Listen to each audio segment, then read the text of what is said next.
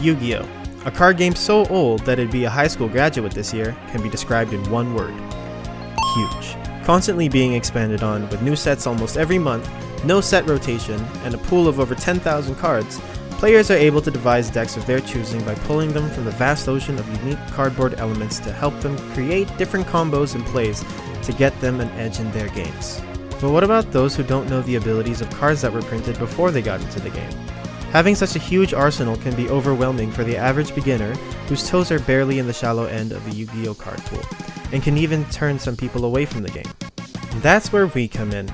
I and two friends will be building and using decks out of cards that come out of only one set. Wondering how that will work? Well, here it is. Step 1. Choose a recent set. Step 2. Each of us will choose an archetype to build out of that set. Generic cards will be split evenly between all of us. Step 3. Open 3 boxes of that set. Step 4. Each of us will build a deck of our chosen archetype with the cards pulled. And Step 5. Play a double round robin. Once all the games are done, points will be rewarded to the first and second place players, while the third place will receive 0. These points will accumulate throughout the season, and whoever has the most at the end of the season will get to choose one of the decks they use throughout the year and get it as a prize.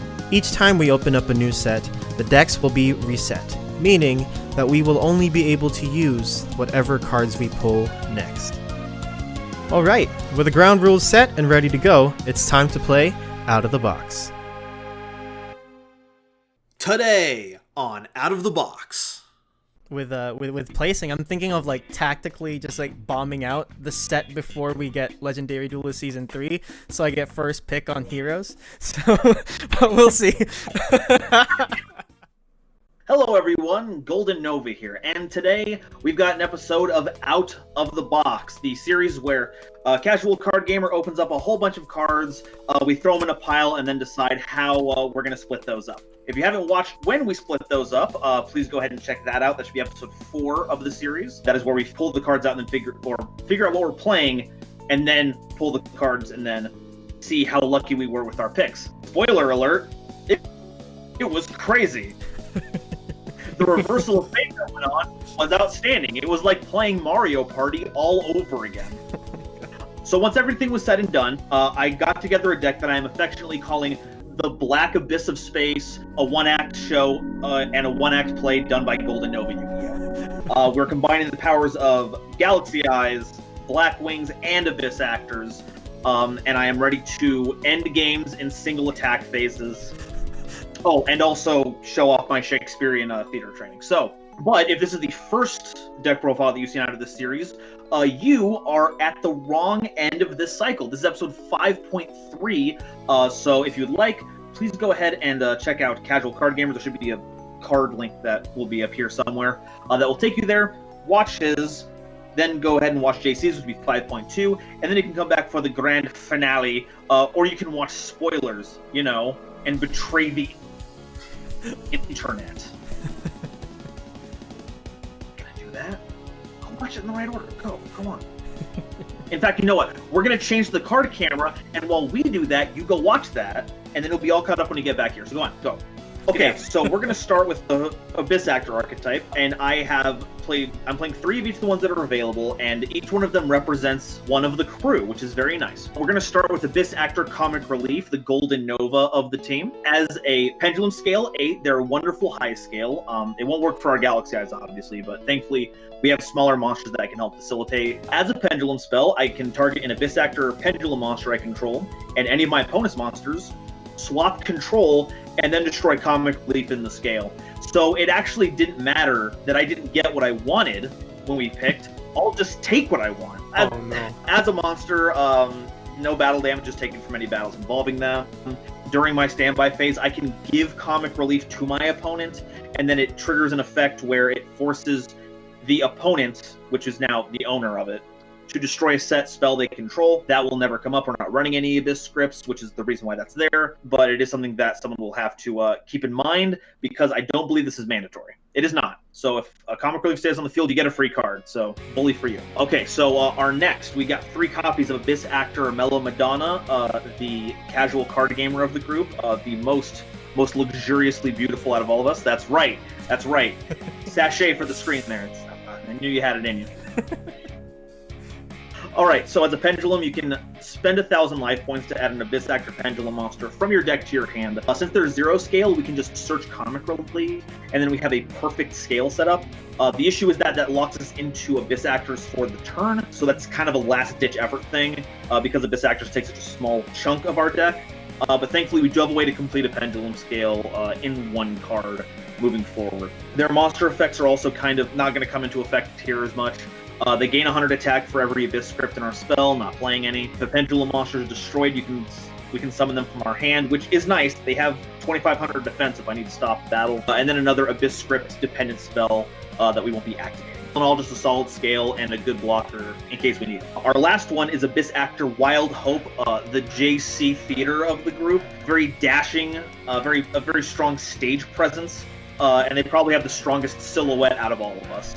As a Pendulum effect, this is going to be the reverse of the other two. As a Pendulum effect, you can change the scale of your other Abyss Actor scale to 9.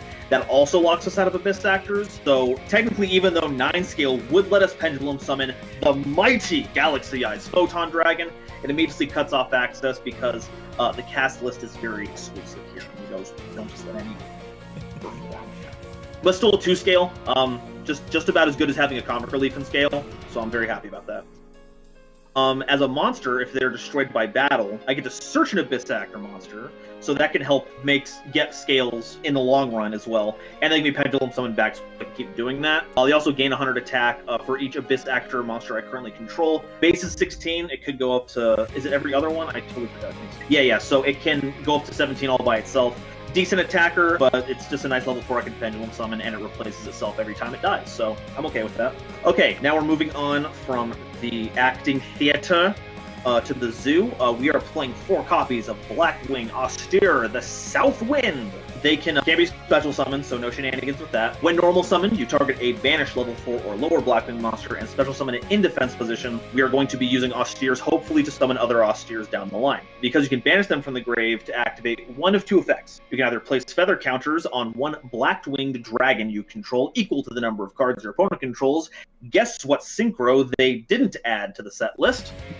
Or we can place a wedge counter on each face-up monster your opponent controls that does not have one. This will be helpful for synchro down the line, and thankfully it looks like we don't need to have any specific monsters on board to activate the banish effect. I can just put wedge counters on things just to banish it. No, but I'm realizing that you can't special summon Austere, so Austere cannot summon another copy of Austere. Never mind all of that. Card text is bad for me, sorry. Just flush that down the toilet a little. It's fine. It wouldn't be the first time. Anyway, so after that, we are running a couple copies of Gust the Back Blast. If you control no cards at all, no field spells, no pendulum scales, nothing, you can special summon them from your hand. Then if your opponent's monsters attacks a Blackwing, so if they attack us, they lose 300 attacks during the damage step only. Oof. Move aside, Gale. We've got another battle stat manipulator on the way. This is here solely because it's going to help us get into our level 6 Blackwing. If we open into a hand where we get Back Blast and Austere, we can go into Northung. Other than that, I don't think there's any other synergy with anything else. The last card that we have for Blackwings is Panaki the Waxing Moon. They can't be used for synchro material except for Blackwing Synchro Monster. Thankfully, all we have are Blackwing Synchro Monsters, so I will not accidentally be getting a Judge Called Me on me for an incorrect board state. And if they're sent to the grave during the end phase, classic Harpy Lady delay there, I can add a Blackwing monster from my deck to my hand, so it can replace itself. I would have run a third Back Blast if I could. Just the ability to put another monster on board for free, maybe, would have been helpful, but out of the entire box, we only ran 2 of this common card. I don't know. Anyway, point is, Panaki can reset itself, and we can use it for certain synchros down the line. Thankfully, Panaki's level 3 fits perfectly with Mellow Madonna to make level 10 for full armor master. So there's a tiny thing we can, a little bit. No, wait, never. No, I can't, because it's for a full armor, but the material doesn't have to be. I overthought myself there and went to a meltdown. I'm gonna put my foot in my mouth, and we're gonna move on. We're going away from the zoo. We don't need to talk about it anymore. It's in the past now. We are now at the space station. And it's not just a space station, it's a space station in the Middle Ages, because we've got 2 copies of Galaxy Eyes Photon Dragon, a monster more powerful than 10,000 black holes coming at us from the cosmic reaches. It's Blue Eyes. It's Blue Eyes White Dragon that you can special summon if you tribute 2 monsters with 2,000 attack. It's got a pretty funky effect where if it battles any monster, you can banish both it and that until the end phase. And if that banished monster was an Xyz monster, with Xyz material, Galaxy Eyes gets a little bit of an attack boost of 500 for each material that it had when it was banished. So, unfortunately, one of my opponents who could have had an Xyz monster was a coward and doesn't have any. So that effect will only be useful insofar as that it just banishes some things. But other side of that coin is that while Galaxy Eyes Photon doesn't have very many pertinent effects, almost everything in the deck revolves around a card named Galaxy Eyes Photon Dragon. So it's just going to unlock the deck. We need to get it on the board as much as possible. Otherwise, we're not winning games. Case in point, Galaxy Eyes Afterglow Dragon. Basically the same stats as Photon Dragon. You can summon them from your hand as long as you control a Galaxy Eyes monster in defense position. And then if it is detached from an Xyz monster as Xyz material to activate its effects, you can take a Photon Dragon from your hand or deck and either summon it to the field or attach it to the Xyz monster that it was previously on as Xyz material, then double the attack power of all number monsters you control. We'll get into why that's important later. Next, we are running a big, good boy, Galaxy Knight. They're another level 8, but if I control a Photon or Galaxy monster, they can be normal summoned without tributing.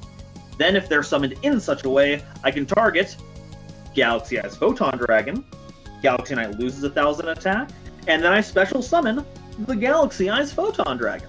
Then the attack decrease falls off at the end of the turn, so I can get a 2,800 beater, but it's 2 level 8 monsters. I'm gonna make an Xyz. What are you gonna do about it? Next we have 3 copies of Galaxy Wizard, one of the weirdest search cards in the game. Once per turn, you can increase its level by 4 until the end of the turn. Hey, that's 8! Wow! You can also tribute it to add a Galaxy card from your deck to your hand.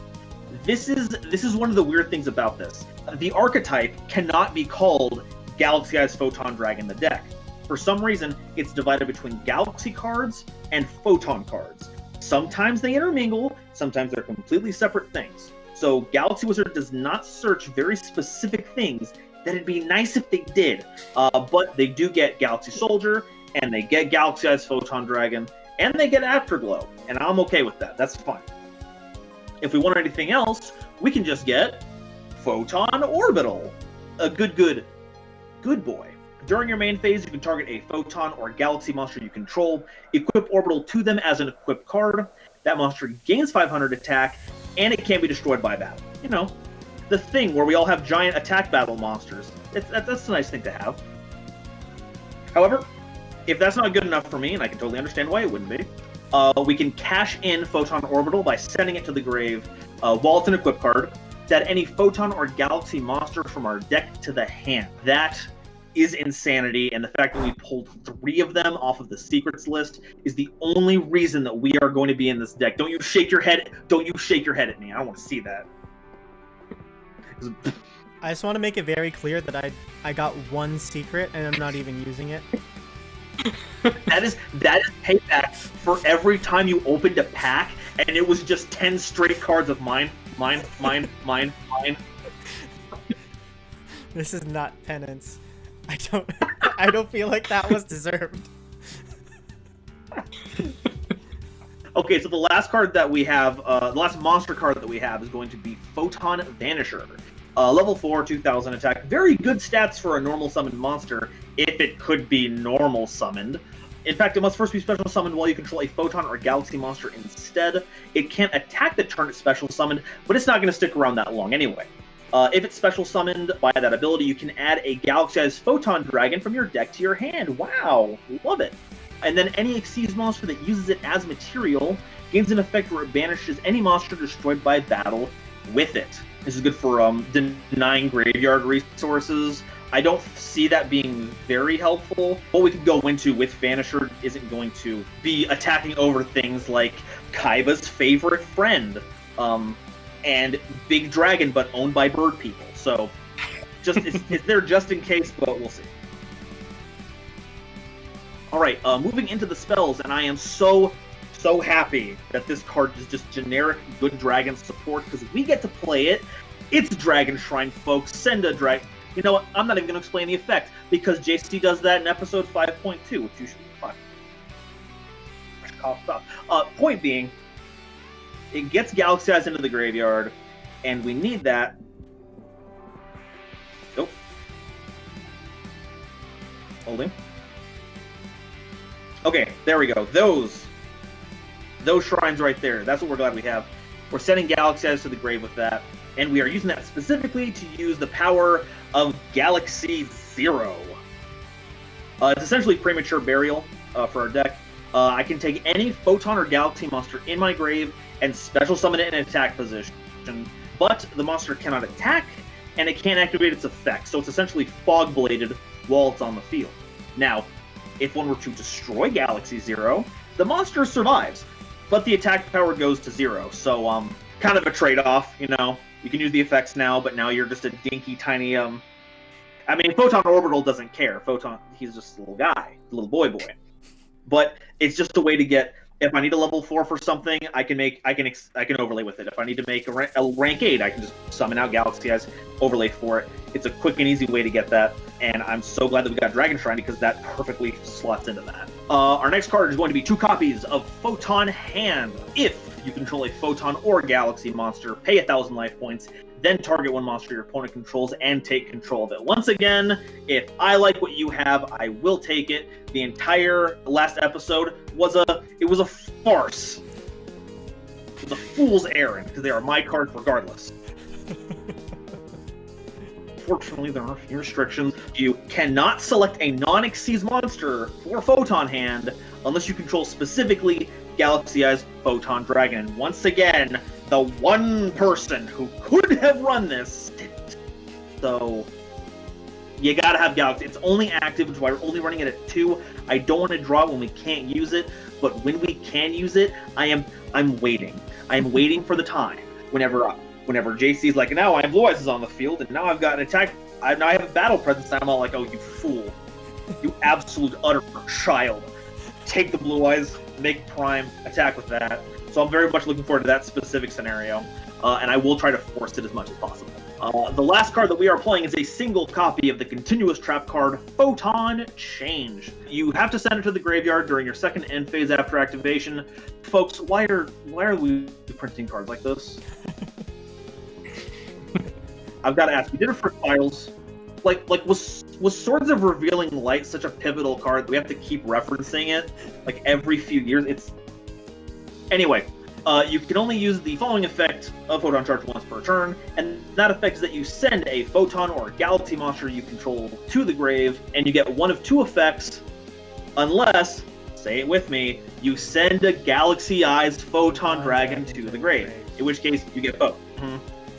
Say it in the comments, folks. Just a whole line. I want to see a whole line of Galaxy Eyes Photon Dragon does X. Galaxy Eyes Photon Dragon did a bad thing on Snapchat. Galaxy Eyes Photon Dragon party is over. That's all I want to see in the comments right now. You can either special summon a Photon monster from your deck with a different name than the monster that you sent to the grave. This means that we can special summon Orbital, and that's it, actually. We can only special summon Orbital with that effect. Or we can add one Photon card from the deck to the hand.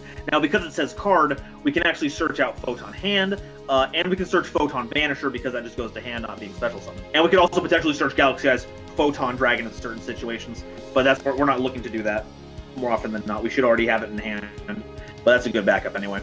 That is going to be the 40-card main deck. So now it's time to look at the actual meat and potatoes of what I am looking to pull off at the end of my 16-step combo and cause Big Number to go even bigger. Okay, so I know I said that we were done with the zoo. I'm sorry, but we got to go back there. I left my phone there. But while we are around, we are running 3 copies of Blackwing Nothung the Starlight. It's going to be a level 6 synchro. We are hoping to make it with Gus the Backblast and Austere. If they're special summon, inflict 800 damage to your opponent, then one face-up monster your opponent controls loses 800 attacking defense. I am ashamed to admit that I have lost games over this in the past more times than I should have, and I look to carry that pain and anguish into this game. It also gives us an extra normal summon of a Blackwing monster during our main phase. The ideal scenario is that we open with 2 Austere and a Backblast. Get the extra normal summon, get Austere onto the field, and then we sync it all together for the level 10 Blackwing Full Armor Master, the biggest gunniest, swordiest boy in the entire set. They are unaffected by all other cards' effects. I don't care about your Black Rose Dragon. I don't care about your Black Rose Moonlight Dragon. I don't care about your Majesty's Eyes of Blue. It means nothing to me. I have towers in the extra deck. Each time a monster your opponent controls activates the effect, I get to put a little tiny wedge counter on it after the effect resolves. And then once per turn, I can target a monster that my opponent controls with a wedge counter, and I take control of it. Once again, there's nothing that you have that I cannot take away from you. Also, once per turn during the end phase, if I so choose, I can just destroy every monster with a wedge counter, both mine and my opponent. So I have to give up what I take, but for Big Explosion, I'm okay with that. This effect is amplified by the fact that Austere can just banish itself from the grave and say, all of you have wedge counters. It's essentially Raigeki with extra steps. Next one is Blackwing Tamer, Obsidian Hawk Joe. Their synchro materials are one Blackwing Tuner and one or more non-tuner Blackwing monsters. Officially, on the books, we can't make this card with any combination of cards available in Legendary Duelist Season 2. It's just not possible, but the real reason why they can't be used is that they were found using a loophole in the Zeus system to escort Blackwings out and then sell them on the black market. And the defense, but my name is Blackwing Tamer, didn't hold up in court to sell things on the black market, so that's why we're not running it. So we're moving on from that uncomfortable subject in Blight on 5D, and we're moving right back to the win condition of this deck for 62 Galaxy Eyes Prime Photon Dragon, everyone. Level 8 monsters, 4,000 attack. If this card battles during damage calculation, you can detach a material from this card, and it gains attack equal to the combined ranks of all Xyz monsters currently on the field, times 200. So while it's printed as 4,000, it's essentially 5,200 every time it swings. If this card in its opponent's control is destroyed by an opponent's card effect, while it has Galaxy Eyes Photon Dragon as material, you can special summon Prime Photon Dragon back during your second standby phase after activation, and its attack is doubled. I just want to instantly hit you for 8,000. Well, he has 8,000, but he won't. Any battle damage done by Prime Photon Dragon is halved, so long as it does not have Galaxy Eyes Photon Dragon as Xyz material. So it essentially can reborn itself, but it'll do the same damage as it did previously, assuming that it had a Galaxy Eyes Photon Dragon. This gets infinitely better with the inclusion of Afterglow Dragon. The combo will go, regardless of if we have Galaxy Eyes or not. If Afterglow is the material we detach for that attack boost effect, we'll gain that attack power, will be at 52. Yeah, 52. And then Afterglow will trigger afterwards, doubling the attack of all number monsters, like number 62 Galaxy Eyes Prime Photon Dragon. That will make it a staggering 10,000 plus attack point monster, and only the most ridiculously overpowered creatures in the game will be able to resist a one-hit kill shot from this. I am memorizing the summon chants. I am getting my best Kite Tenjo voice put together. I am getting a fingerless glove ready. I will win my games with this specifically, and I am looking forward to every single moment of it. Now, if I was smart, I'd make that the finale, but we have two more Xyz monsters that we need to talk about, and that's two more copies of Starliege Photon Blast Dragon. They're a rank 4, generic level 4 materials, so if we need to use Austere or Wild Hope, we can use that in a pickle. If this card is Xyz summoned, you can special summon a Photon monster from your hand. So it's any Photon monster, but we're trying to get Galaxy Eyes Photon Dragon. And thankfully, if we used Photon Vanisher's material, we've set up having it in hand. So in most scenarios, 3 Photon Dragon on the board. While this Xyz summoned monster is on the field, your opponent cannot target monsters you control with 2,000 or more attack with card effects. Also, they cannot be destroyed by your opponent's card effects. So once again, I don't care about your Majesty with Eyes of Blue. I don't care about your Black Rose Dragon. I don't care about your Moonlight Dragon. Starliege is there to be the perfect wingman to keep Prime safe. There's also a funny little loophole that if you equip Starliege with Photon Orbital, it gains 500 attack, giving it more than 2,000, and it can provide itself with all those sweet benefits. So we are looking to set that up on the field and then then not have to worry about anything these two jobbers are doing, because I just have towers. My deck is made of towers. And then once during my opponent's turn, I can detach material from this card Target one Galaxy-sized Photon Dragon that's banished or in the graveyard and special summon it. This is a weird interaction thing. Technically, generally, you can just use this to bring back Photon Dragons that are dead, which on top of Galaxy-size is how we're going to get back used ones. If for some reason someone decides to attack into Galaxy-sized Photon Dragon, or if the one that I attacked into them is still banished during my opponent's turn, I can just summon the Photon Dragon, and then it just cuts off the effect, and whatever I banished on the attack doesn't come back. I don't expect that will happen, but I'm saying it out loud just so that I remember in my head, and I don't feel stupid looking back on a weird play that I could have done to win something. All in all, I'm very confident with how this deck is put together. We do have to dip into a bunch of different ones to make this work, but I do feel like there is enough synergy that we can ride this out to some victories. I like that we can pendulum summon just about anything that we relevantly need to keep on the field, and anything that is not pendulum summonable has enough synergy with anything else that I can summon it out fairly easily. And that is in a nutshell, the Black Abyss of Space, a one-act play performed by Golden Novi. All right, so now that that's all done, what's the feedback? How much fear have I instilled in your mortal minds? So the name, I love the name. The name of the deck is very solid. My deck was called Blue Eyes deck, so it's definitely leaps and bounds above mine. That's what I. Off the tongue though, very nice. What? Blue Eyes deck rolls off the tongue. It's very catchy. I think it's gonna go viral. It's very classic, yes, I know. The main thing though is I love the name. I don't like the deck because it strikes fear into me. The extra deck specifically. The main deck is one thing, but the extra deck, those Xyz monsters, I'm not looking forward to. I will commend you.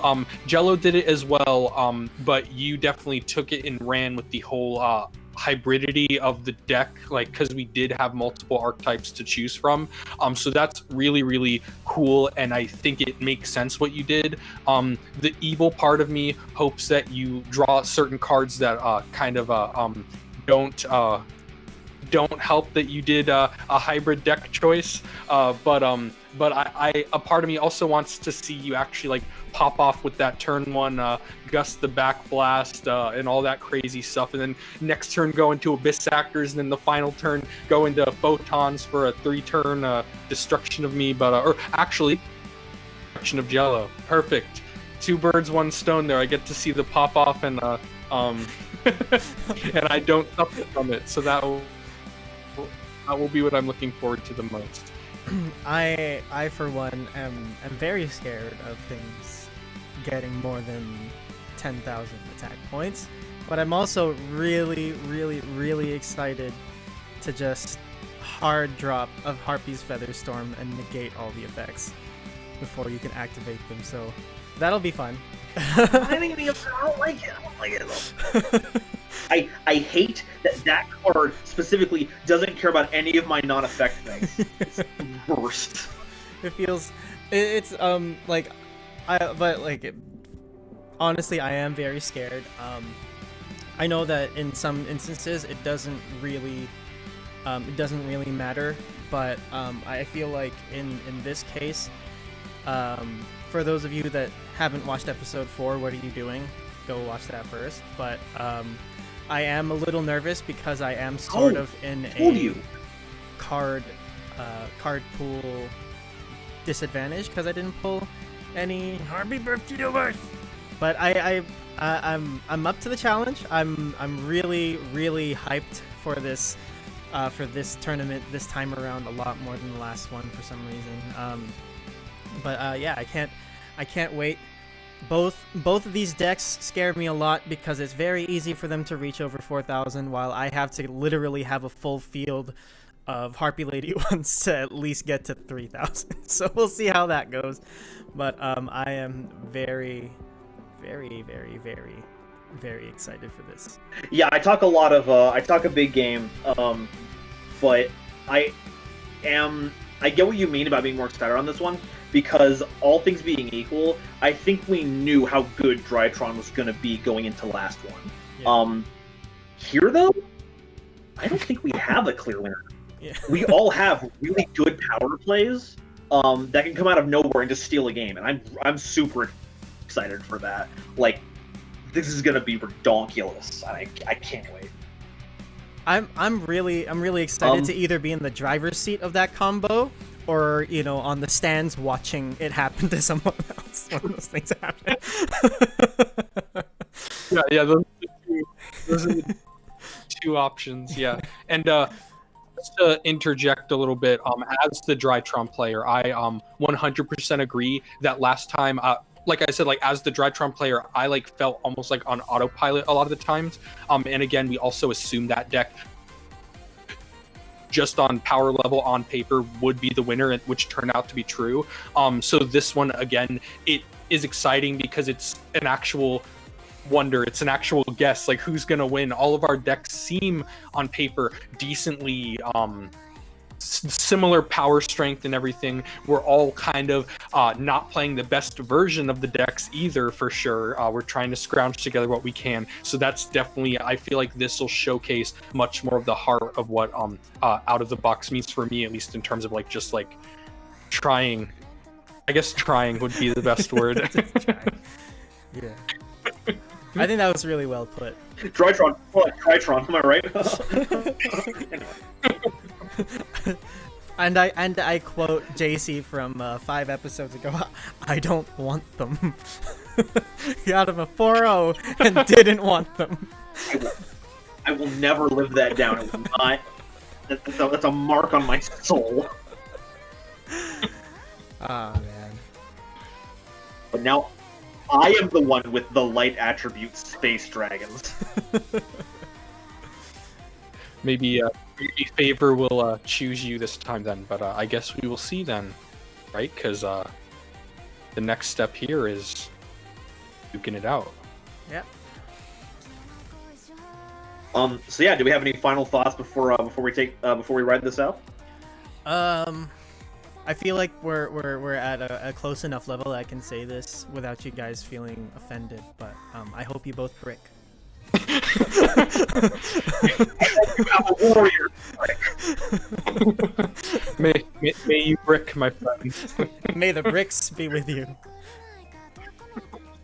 I will go full Klingon honor with all of this. I will shout the expletives at you as an equal on the battle. Oh man. But yeah, thank you all again so much for allowing me to be a part of this. This has been some of the funnest Yu-Gi-Oh experience that I've had in a long while. Definitely, if this is the first one of these that you've seen, once again, I must implore you to please check out the rest of this.